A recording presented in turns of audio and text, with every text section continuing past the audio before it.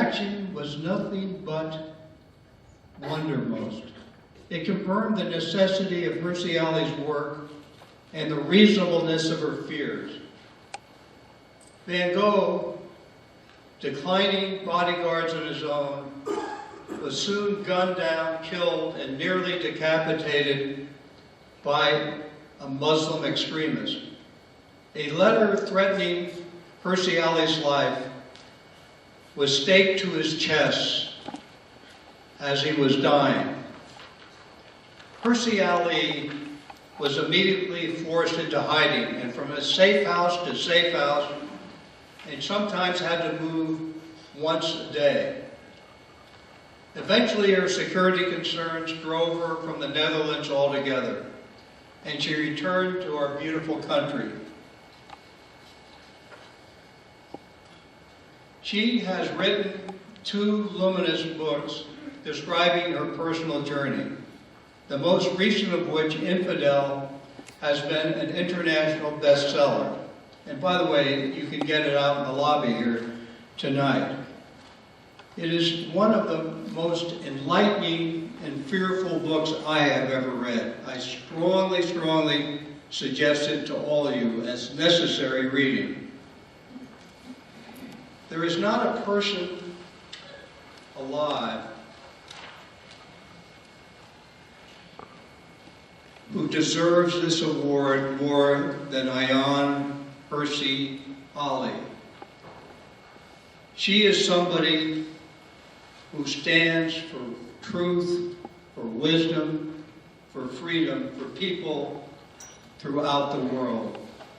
So, ladies and gentlemen, please stand and help me present the inaugural Ziegler Prize for Courage and Conviction to the one, the only, the great Ayaan Hirsi Ali.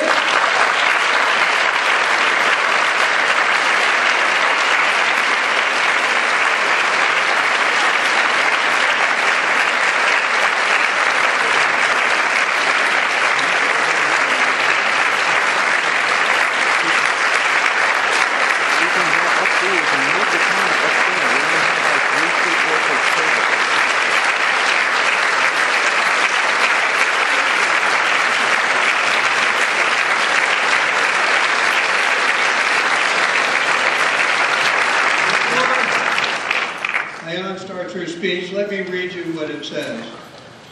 The Community Advocates Inc. proudly presents the inaugural Ziegler Prize for Courage of Conviction to Ayaan Hirsi Ali in recognition of your indomitable courage and spirit, which teaches, offers hope, and provides inspiration to humanity. October 22nd, 2008, Los Angeles, California.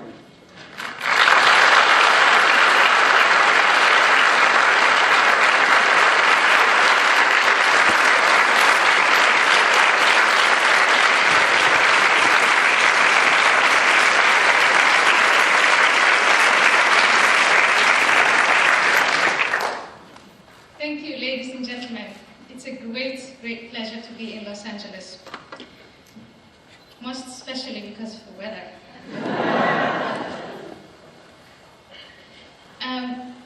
First, I'd like to start by being graceful and thank Mayor Dick Riordan.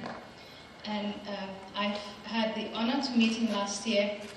I spoke to people who know him, and there's one word, and there's one feature of the mayor, and I would say that is leadership, leadership, leadership. And it's something we are hungry for today. And thank you, Mayor. I also want to thank Mrs. Ruth Ziegler for making this possible, for her support, and for representing to me another feature of the United States, which is philanthropy, civil society, and giving. If anyone ever asks me, what do you think of America, I'd say that is, for me, the most striking feature of America. The heartbeat of America is giving, generosity. I know you Americans today are not really satisfied with everything that America represents. But as a newcomer, I see many things, and I have to say this is what I see the most. I want to thank the Community Advocates Inc., David Lear, Joe Hicks, for just being such marvelous hosts, and of course Sharon, who really is. Sharon is Sharon Gregerson, and she's married to Judge Gregerson. And the two of them have been great hosts, and I've just here in the corridor compared Sharon to a mother animal, and if anyone in the few days that I've been here, if anybody comes near me, you have to deal with Sharon. It's really wonderful to be here. It's a great honor to receive this award and to be singled out for courage, especially if I know me, and I'm not a courageous person, I'm a coward. I mean, what is courage if you're terrified when you see a bee or a wasp?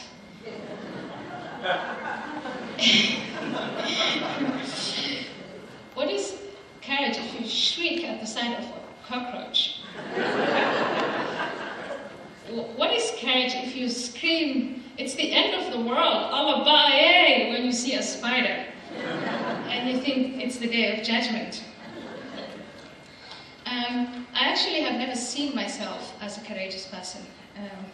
And the things that I'm rewarded for, the things that I'm being acknowledged for, these are things that, in hindsight, if I had ever taken a moment to think about them, I would not have done.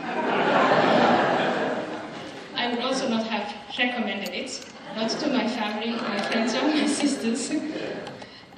I hate to stick out in a crowd. I love conforming. I do. I hate being rejected and shunned. I hate being excluded. And I have a strong desire to belong. So just thinking back on what I have done, if I had ever taken a moment to think about it before I did it or said it, I wouldn't have done it. So that sometimes I end up confusing the meaning of courage and the meaning of foolishness. When I was little, I wanted and did things that I knew would earn me no condemnation. And sometimes I did things that I knew would earn me condemnation. So I did not question the norms of the group. Instead, I practiced discretion, and I preached quite the opposite. As loudly as I could the norms of the group. Be prudent, be good to your elders. I condemned promiscuity. I did everything that my group norm demanded of me. Cleanliness, obligation to Allah and the Prophet and the Prophet's followers and all of that, and then did quite the opposite. But to be a hypocrite, which, I mean, for the past 22 years of my life, I led a life of hypocrisy, you need talent, you need to develop the skills. And a first skill that you have to master is lying. You have to lie without batting your eyelid. You have to learn to tell half-truths. You have to learn to avoid the subject, or better still, change the subject, or even better, introduce a new subject. You have to learn the games of denial. It was just when I came to the Netherlands and I had reached a point in relation to my family, in relation to my community. And the moment came for me at the age of 22 that my father decided he knew better than me who I was supposed to marry. When that game, that balancing on a tightrope of doing what I wanted to do, as much as I could get away with it, and professing something else, that's when it became a crisis, a personal crisis for me. And I wasn't courageous. I didn't stand up to it. I ran away. And I ran away in such a convenient way. I took a train just when it was safe enough from Germany to Holland. I didn't face the consequences of being married and being the wife that my father wanted me to be. And I didn't face the consequence of standing up to him in Kenya and saying, I'm not going to do as you say, because on both sides I knew the consequences. In any case, running away wasn't such a bad choice.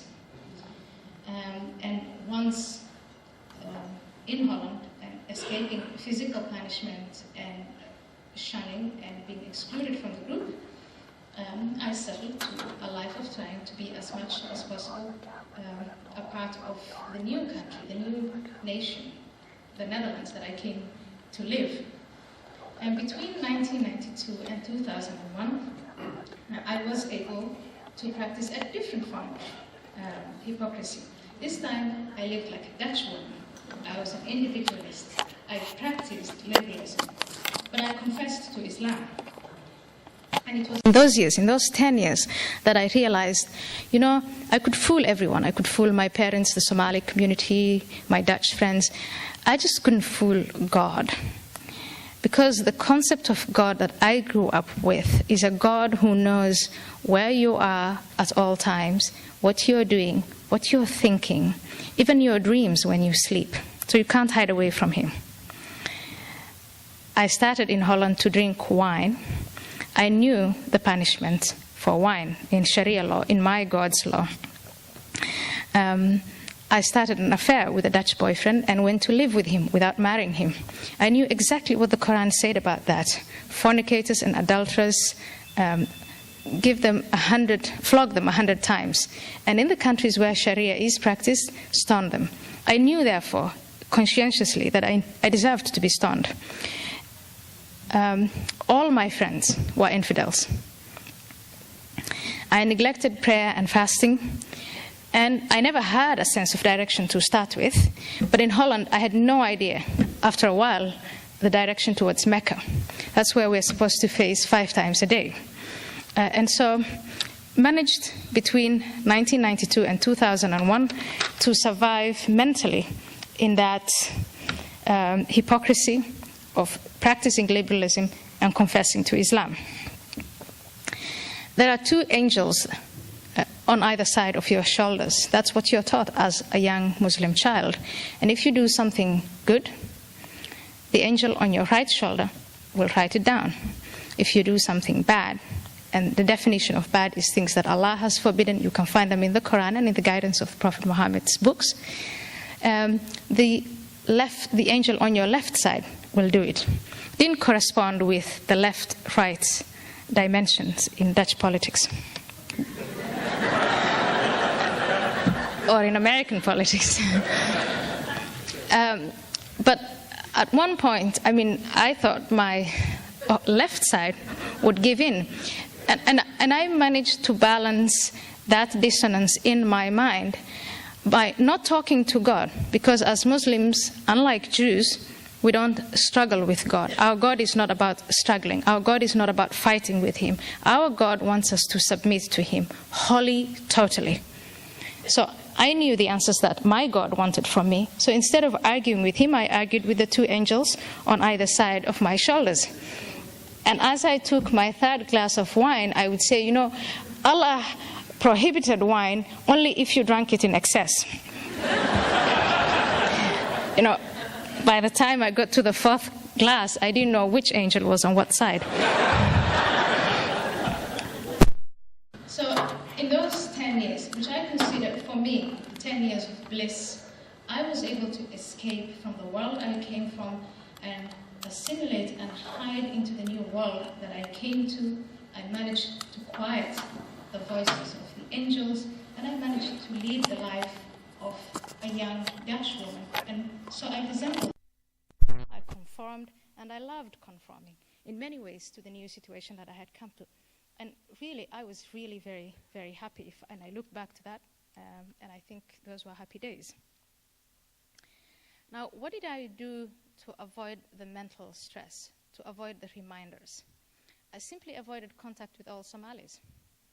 Anyone who would tell me, why are you not wearing the headscarf? Or, did you pray? When did you last fast? I just lost all contact with them. I was a translator, interpreter, and I knew what was going on. But as soon as I finished the session, I would get up and go. And not because I didn't want to be with them, but I just knew I didn't want to have the questioning of why are you not like it? Why are you not conforming? Why are you not praying? Why? Couldn't deal with it. So I escaped it and ran away. And I don't know if that deserves a Conviction of Courage award. It is, for me, the 11th of September 2001 that brought the end of that hypocrisy, my hypocrisy. Again, I confessed to Islam and practiced liberalism, and bin Laden and Al-Qaeda did one thing for me. I don't know about the rest of the Muslim world. I don't know about the other Muslims, but for me it was, well, you know, you have to make a choice. And bin Laden and Al-Qaeda spoke to me in a language that I understood and in a moral framework that was viscerally ingrained in me. But on the other hand, on that day and the week after and the 2, 3, 4 weeks, months after, my infidel friends also spoke to me in a way that I understood and in a moral framework that I came to value, a moral framework that I came to cherish. So I had to make a choice. And in order to do that, I had to weigh the two sets of principles, Islam as a moral framework, as a creed, as a set of principles, not Muslims as human beings. Muslims as human beings are diverse, and they are as diverse as Christians and Jews and others. But the creed itself, the philosophy. So the philosophy of Islam versus the philosophy of liberalism, of which the history was just introduced to me in the last 5 years, but then so intensely, I took political science. Some of my professors just called it politics. But knowing political theory, knowing what liberalism meant, I had to weigh freedom for all, freedom of the individual. Law is man-made and can be reviewed, reversed, or renewed by humans. But opposite Islam, it is submission to the will of one God. Liberalism demanded peace through trade, diplomacy, aid, and other means. Jihad, an inner struggle, which is to fast and to pray 5 times a day, but also the major obligation of spreading the faith of Islam by da'wah, through preaching, or by the sword. Islam, again, men and women are not equal. Women are subordinate to men. Gays and heterosexuals are not equal. Gays are sick and must be cured or killed.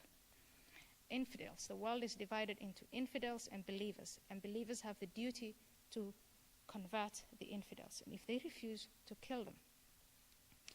Liberalism preached equality before the law, pluralism, tolerance, freedom of sexual orientation, and men and women are at least equal before the law. And even if we didn't practice it, at least it was in the law and you could appeal to it. At the time, I was working as a researcher for a think tank, and I understood that as a researcher, I could analyze these differences between the two sets of political theories and make public the answers. I didn't think I needed any courage to do that. I wasn't the only one doing it. It was done years, decades, hundreds of years before me and after me, and by others who are more eloquent about it than I was. But nothing in those days was harder than telling myself the truth.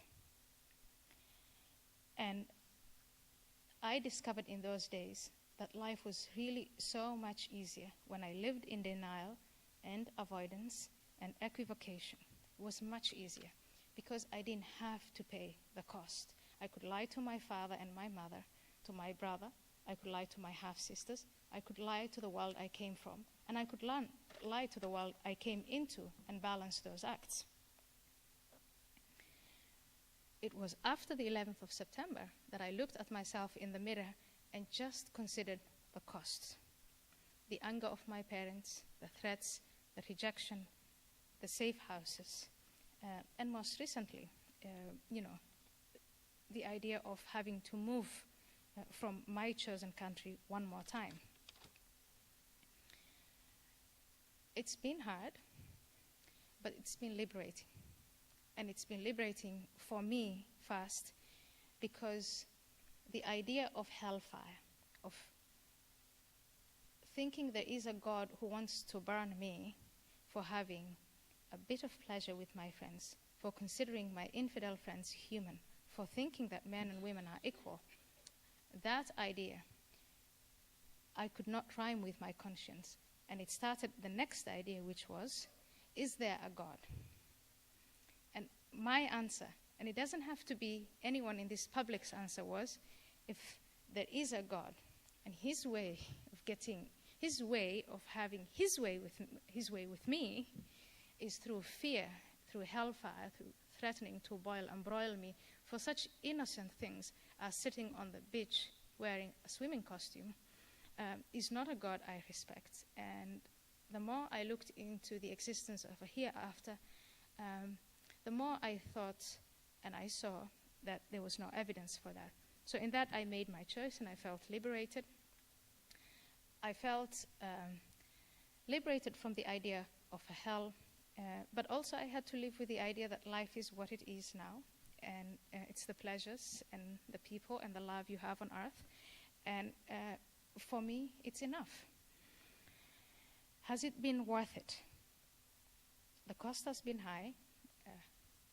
My parents, again, my family, my community, the cost of being threatened and all of that. And in hindsight, I am glad, I'm happy that I did not weigh those options and did not think too much about it beforehand. And so I would say thank you very much to the community of the community advocates for giving me the award for foolishness.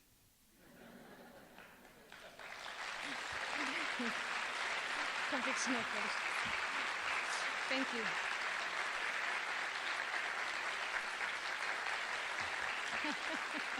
You don't stand up to foolishness. Oh, come on.